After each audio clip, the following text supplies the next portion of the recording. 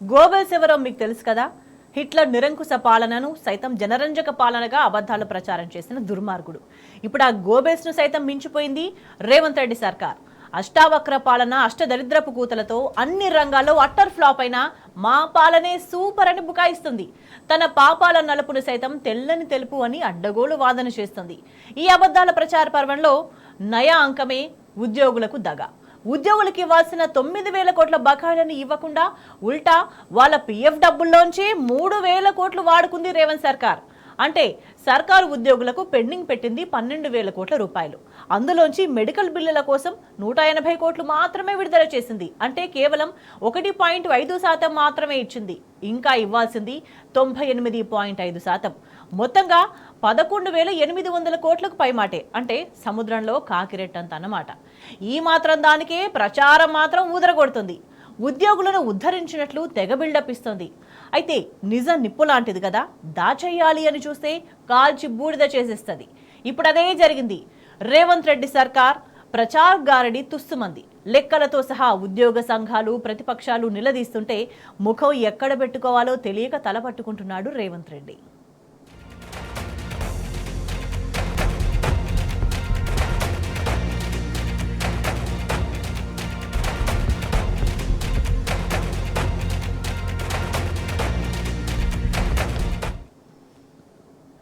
ఈ ఏడాదిన్నరలో తిట్లు, ఓట్లు తప్ప గుంపు మేస్త్రి చేసిందేంటి? అన్ని వర్గాల ప్రజలను నమ్మించి వంచడానికే సమయం చాలట్లేదు ఆయనకు. బడికి వెళ్లే చిన్నారుల నుంచి పింఛన్లు అందుకునే అవ్వాతాతల దాకా, నిరుద్యోగుల నుంచి ప్రభుత్వ ఉద్యోగుల దాకా అందరినీ నమ్మించి గొంతుకోవడమే పనిగా పెట్టుకున్నాడు. ఉద్యమంలోనూ ఇంత నిర్బంధం లేదంటూ ఉద్యోగ సంఘాలు, పెన్షనర్లు పెడబొబ్బలు పెడుతున్నారంటే రైఫిల్ రెడ్డి పాలన ఎట్లా ఉందో ఉద్యోగులపై ఆయనకున్న అభిమానం ఏ పాటితో తెలియడం లేదా? ఉద్యోగుల ఓట్ల కోసం ఎన్నికలకు ముందు ఎన్నెన్ని చెప్పాడు, ఎన్ని ఇస్తానన్నాడు, కొత్తగా ఏమేమి అమల్లోకి తెస్తానన్నాడు, ఇప్పుడేం చేస్తున్నాడు, ఏం చేయకపోగా గోబెల్స్ ప్రచారాలను ఊరూరా మోస్తున్నాడు. నోరు తెరిస్తే పచ్చి అబద్ధాలే.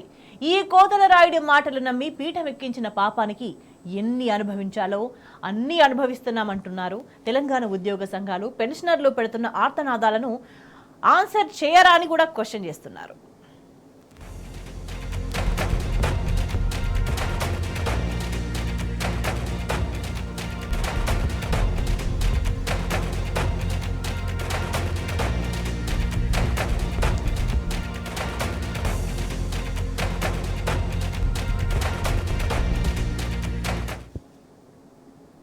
ఒక్కటి కాదు, రెండు కాదు, ఉద్యోగులకు ఇవ్వాల్సిన బకాయిలు మొత్తం అక్షరాల 9,000 కోట్లు.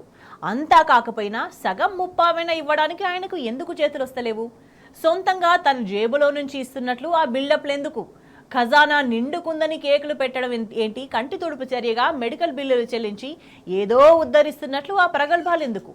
నెలకు 700 కోట్ల రూపాయలు చెల్లిస్తానన్న హామీ గుంపు మేస్త్రికి అసలు గుర్తుందా? 4 కోట్ల మంది తెలంగాణ ప్రజలకు ఇచ్చిన హామీలను అటకెక్కించి రైతులు, మహిళలనే మోసం చేసిన రేవంత్ రెడ్డికి ఉద్యోగుల ఉసురు పోసుకోవడం పెద్ద కష్టమా? హామీల అమలులో ఫెయిల్ అయ్యి దాన్ని కప్పిపుచ్చుకునే క్రమంలో చేస్తున్న ఘోరాలు, అన్యాయాలను ప్రజలు గమనించడం లేదా? సంక్షేమాన్ని సర్వనాశనం చేస్తూ ఉద్యోగులను ముంచుతున్న పాపాలు ఆయన మెడకు చుట్టుకోవా?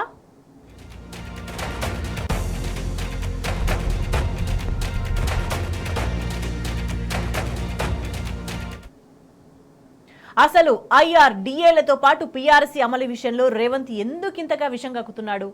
1,300 కోట్ల ఉద్యోగుల సొమ్మును వాడుకోవడం భావ్యమేనా? సర్కార్ కట్టాల్సిన వాటాను కలుపుకుంటే మొత్తం 2,600 కోట్లు దారి మళ్లించడం న్యాయమేనా? దీనికే ఉద్యోగులు రుసరుసలాడుతున్నారు. పూటకో మాట చెప్తూ కాలం గడుపుతున్నాడు అన్న అసంతృప్తితో అందుకే పోరుబాట పడుతున్నారు. అంతేకాదు, దేశంలో ఏ రాష్ట్రంలో కూడా లేని విధంగా 5 DAలను పెండింగ్లో పెట్టడంపై ఉద్యోగులు భగ్గుమంటున్నారు. ఇచ్చిన ఒక్క DAలు కూడా 10% క్లియర్ చేయకపోవడంపై నిప్పులు చెరుగుతున్నారు. నెలకు 700 కోట్ల బిల్లులు క్లియర్ చేస్తామని ఇచ్చిన హామీని ఉల్లంఘించిన రేవంత్ ప్రభుత్వం ఉద్యోగుల్లో పూర్తిగా నమ్మకాన్ని కోల్పోయిందంటున్నారు TNGO నాయకులు.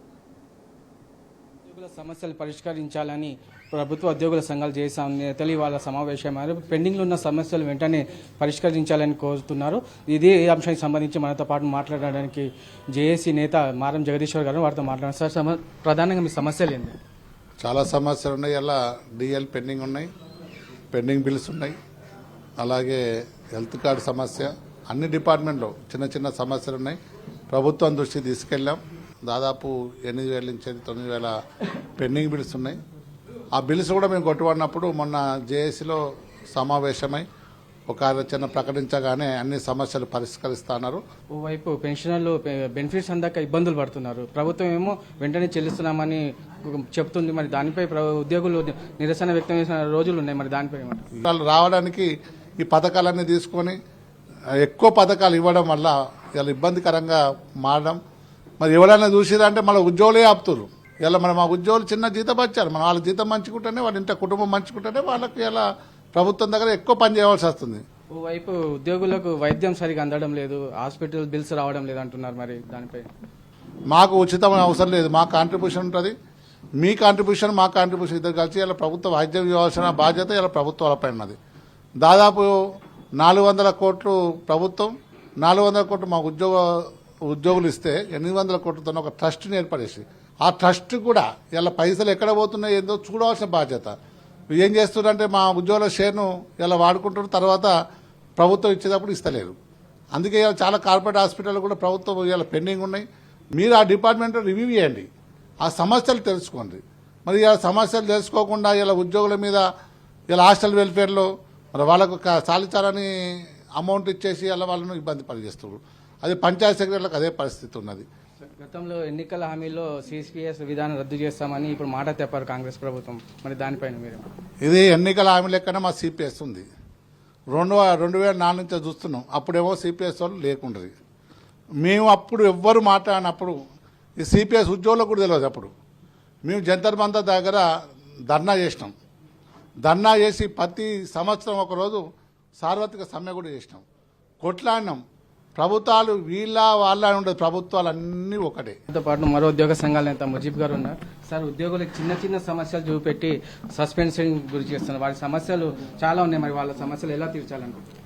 రాష్ట్ర ప్రభుత్వ ఉద్యోగులు ఏ డిపార్ట్మెంట్లో అయినా ఏమైనా తప్పులు చేస్తుంటే ఖచ్చితంగా వాళ్ళని శిక్షించండి. కానీ జీవోలు ఉన్నాయి, ఆ జీవోలు చూడాలి, రాజ్యాంగం చూసి చేయాలి. మరి ముఖ్యంగా మార్కెటింగ్ కమిటీ ఉద్యోగుల పైన మా జిల్లా అధ్యక్షులని కనీసం చూడకుండా, దానిపైన విచారించకుండా, ప్రైమరీ ఎంక్వైరీ చేయకుండా సస్పెండ్ చేసి 5 నెలలు అయినప్పటికీ కనీసం ఎంక్వైరీ చేయకపోవడం, రిజిస్ట్రేషన్ డిపార్ట్మెంట్లో దాదాపు 12 మందిని సస్పెండ్ వివిధ కారణాలతో చేసి suspension is not a punishment అని చెప్పి రాజ్యాంగంలోనే ఉంది. అయినప్పటికీ కూడా తెలుసుకొని కూడా అధికారులు కనీసం ఆలోచన విధానాన్ని, కనీసం ఉన్న రూల్స్ రెగ్యులేషన్స్ చూద్దామన్న ఓపిక, సహనం లేదు. మీరు వాస్తవ పరిస్థితులు తెలుసుకునే ప్రయత్నం చేయండి, సహనాన్ని తెచ్చుకునే ప్రయత్నం చేయండి. మీరు ఒకవేళ మీకే సహనం లేకుంటే మరి మాకు సహనం ఏడికెళ్ళి ఉంటుంది? ప్రభుత్వం మళ్ళీ మా పైన సౌతితల ప్రేమ చూపించే ఈ ప్రయత్నం మంచిది కాదు. వైపు గ్రామాల్లో అధికారుల పాలన నడుస్తుంది. అధికారులు చాలా ఇబ్బందులు గురవుతున్నారు. వాళ్ళకి ఎలాంటి భరోసానిస్తారు?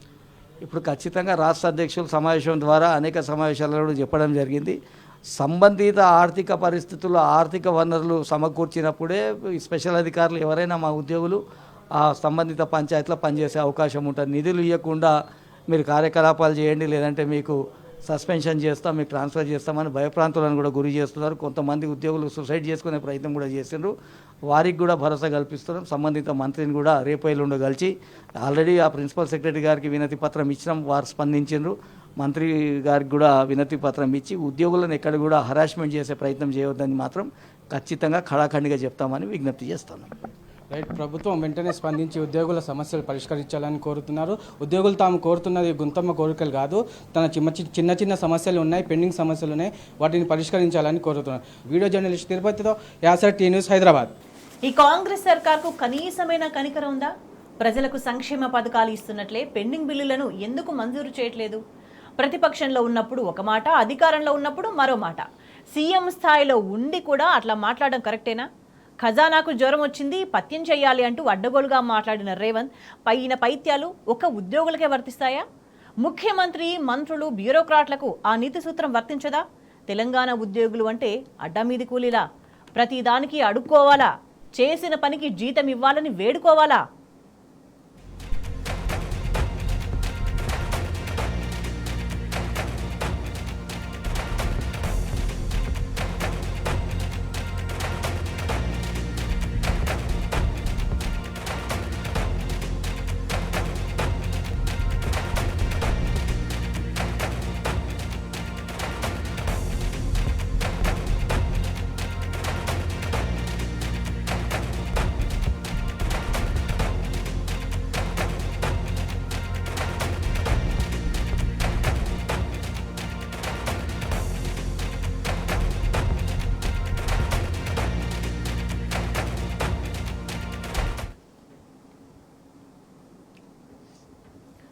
అప్పట్లో ప్రొఫెసర్ కోదండరాం ప్రణాళికా సంఘం చైర్మన్ చిన్నారెడ్డి ఆధ్వర్యంలో ఒక కమిటీ వేశారు రైఫిల్ రెడ్డి.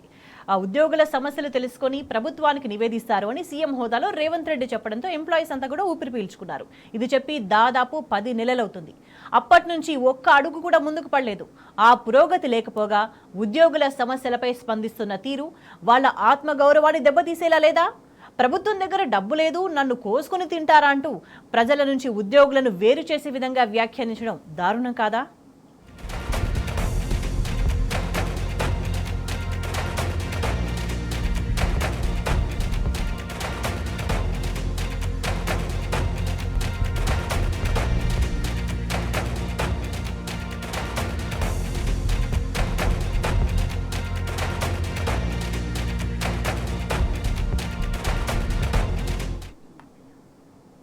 ఉద్యోగ సంఘాలు పెట్టిన 57 డిమాండ్లలో దాదాపు 45 ఆర్థికేతర అంశాలే. పీఆర్సీ ఆలస్యమైతే ఇవ్వాల్సిన ఐఆర్ అంటే మధ్యంతర భృతి ఇవ్వాలి అన్న సోయుందా అసలు ఈ పెద్ద మనిషికి? రిటైర్ అయిన ఉద్యోగులను వేధించడం ఎందుకు అసలు? వాళ్లకు రావాల్సిన ప్రయోజనాలను ఆపడం ఎందుకు? జీవితం చివరి దశ అవసరాల కోసం దాచుకున్న జీపీఎఫ్ మొత్తాన్ని ఇవ్వకుండా ఉసురు పోసుకోవడం ఎందుకు? ఇటీవలే పెన్షన్ డబ్బుల కోసం డీఓ ఆఫీస్కు వెళ్లిన సోమిరెడ్డి అనే రిటైర్డ్ ప్రధాన ఉపాధ్యాయుడు అక్కడే గుండెపోటుతో చనిపోలేదా? 10,000 మంది రిటైర్డ్ ఉద్యోగులకు బకాయి పడ్డ 4,000 కోట్లు విడుదల చేస్తే ఇట్లాంటి మరణ మృదంగం ఆగదా? ఆ సోయి ఎందుకు లేదు ఈయనకు? కనీసం ఉద్యోగులదన్నా వాళ్ళ పైసలనే వాళ్ళకు వాపస్ ఇస్తారని అనుకున్నాం. ఇవన్నీ ఏమో హామీలేమో మరి గవర్నమెంట్ నుంచి ఇచ్చేటివి హామీలు. జనరల్గా ఉద్యోగులు వాళ్ళ పైసలు వాళ్ళకు రిటైర్డ్ అయిన తర్వాత 61 సంవత్సరాలు అయిన తర్వాత బతికేది ఎన్ని రోజులు? మా అంటే 61 సంవత్సరం తర్వాత ఉద్యోగంలో టెన్షన్కే బీపీ, షుగరు, రకరకాల వ్యాధులు వచ్చింటాయి వాళ్ళకు. మా అంటే బతికేది ఒక 20 ఏళ్ళు రిటైర్డ్ అయిన తర్వాత. రిటైర్డ్ అయ్యే నాటికి 99% ఉద్యోగులకు ఏదో ఒక జబ్బుతోనే రిటైర్డ్ అయ్యింది తప్ప వితౌట్ ఏ జబ్బు లేకుండా రిటైర్ అయిన ఉద్యోగి మాకు ఇందరు కనపడలే. ఏదో ఒక రకమైన జబ్బు. కొందరికైతే మరీ రకరకాలుగా దీర్ఘకాలిక వ్యాధులతో రిటైర్ అవుతున్నారు టెన్షన్తో. జబ్బులతో రిటైర్మెంట్ అయ్యడం ఒకటెత్తైతే అయిన తర్వాత ఆ జబ్బులు చూపించుకోవడానికి డబ్బులు ఆయన పైసలు ఆయన దాచిపెట్టిన పైసలు వస్తే నేను వైద్యం చూపించుకొని బతుకుతా అని ఆశతో ఉండేది. కానీ అలా రోజుకో గుండె ఆగిపోతూ ఉంది. సోమిరెడ్డి గారు అని చెప్పి ప్రధాన ఉపాధ్యాయుడు, ఇతను 61 సంవత్సరాలు అయిన తర్వాత రిటైర్డ్ అయ్యిండు. రిటైర్డ్ అయిన తర్వాత ఆయన వచ్చిన జబ్బు చూపించుకోవడానికి డాక్టర్ చూపించుకోవడానికి డబ్బులు లేక ఆగిండు. ఆఫీసు చుట్టూ తిరిగిండు, ఎప్పుడు వస్తాయని. అయ్యా నీవు కావు, ఇంకా 10,000 మంది ఉన్నారు, 10,000 మంది తర్వాత నీకు వస్తుంది, నీకు ఇప్పుడే డబ్బులు రావంటే బీపీ ఎక్కువైపోయి చెప్పిన ఆ డిఓ ఆఫీస్ దగ్గరనే కుప్పగూలిపోయాడు ఆయన. సుస్తయింది. నిమ్స్ హాస్పిటల్కి వచ్చిండు, తర్వాత ఇంకో హాస్పిటల్కి వెళ్ళిండు. డబ్బులు కడుతుంటే అప్పు తెచ్చి డబ్బులు కడుతుంటే మళ్ళీ ఈ అప్పుని ఎట్లా తీర్చాలి, ఏ పైసలు వస్తాయో రావు అని చెప్పి టెన్షన్స్తో అందరి ముందర టెన్షన్స్తో గుండాగి చచ్చిపోయిండు ఆయన. గవర్నమెంట్ ఇచ్చేటి కావు, వాళ్ళ పైసలే, వాళ్ళ డబ్బులు వాళ్ళు ఇవ్వడానికి, వాళ్ళ పైసలు వాళ్ళకు వాపస్ ఇవ్వడానికి ఒక 4-5 వేల కోట్లు అయితే అయిపోతాయి మొత్తం టోటల్గా.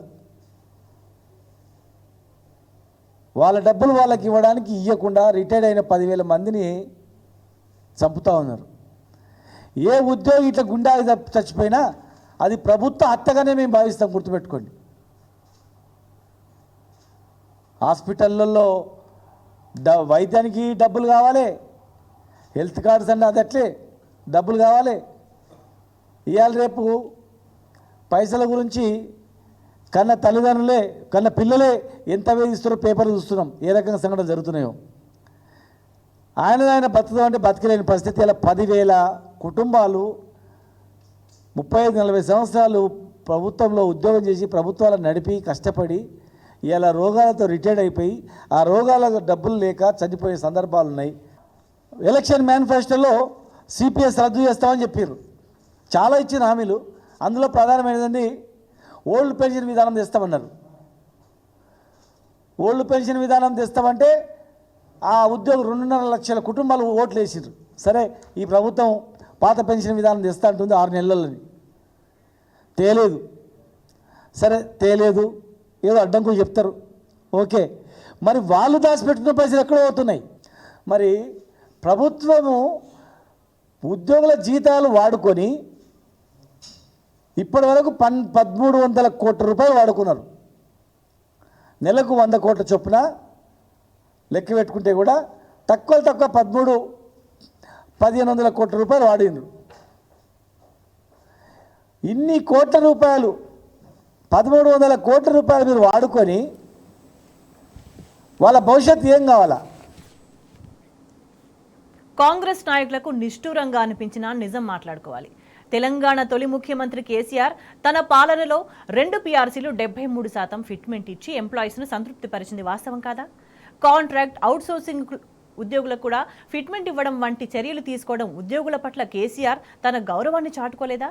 రెండోసారి అధికారంలోకి వచ్చిన తర్వాత 2019 దాకా మొదటి తారీఖున జీతాలు ఇవ్వలేదా? కరోనా మహమ్మారి వల్ల దేశవ్యాప్తంగా ఆర్థిక మాంద్యం ఏర్పడి ఆలస్యమైంది తప్ప ఏనాడు ఉద్యోగుల ప్రయోజనాలు ఇవ్వకుండా ఆపారా?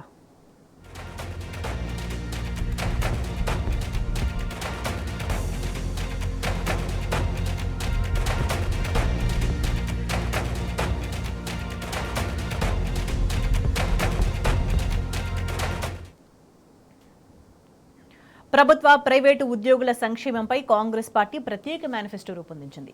అందులో భాగంగా ప్రభుత్వ ఉద్యోగులందరికీ పెండింగ్లో ఉన్న 3 DAలను తక్షణం చెల్లిస్తామని ఉద్యోగులకు మాటిచ్చింది. ఉద్యోగులందరికీ 1 తారీఖునే జీతాలు అందే విధంగా చర్యలు తీసుకుంటామని గప్పాలు కొట్టింది. సప్లిమెంటరీ బిల్లులను 15 పని దినాల్లోనే చెల్లిస్తామని ప్రగల్భాలు పలికింది. ప్రస్తుతం ఉన్న CPS విధానాన్ని రద్దు చేసి పాత OPS విధానాన్ని అమలు చేస్తామని చెప్పింది. ఉద్యోగులకు పెన్షనర్లకు ఇచ్చే DAను సకాలంలో ప్రకటించి బకాయిలు నేరుగా ఉద్యోగులకు చెల్లిస్తామని మాటిచ్చింది. జీవో 17 సమీక్షించి బాధిత ఉద్యోగుల సమస్యలను పరిష్కరిస్తామని, అదేవిధంగా బదిలీలను వేసవి కాలంలోనే చేపడతామని గొప్పలు చెప్పింది. ప్రభుత్వం ఏర్పాటైన తర్వాత వెంటనే కొత్త PRCని ప్రకటించి 6 నెలల్లోపు సిఫార్సులను అమలు చేస్తామని కూడా ప్రకటించింది. ఉద్యోగులకు అన్ని రకాల జబ్బులకు అన్ని ఆసుపత్రుల్లో వైద్యం అందించే విధంగా హెల్త్ కార్డులను కూడా జారీ చేస్తామని జబ్బలు చరుచుకుంది. కానీ ఏం చేసింది? ఇన్ని హామీల్లో అమలైనవి ఎన్ని, అమలు చేస్తున్నవి ఎన్ని? అన్నీ మర్చిపోయి సోయిలేని రేవంత్ ఇప్పుడు ఆడుతున్న డ్రామా ఏంటి?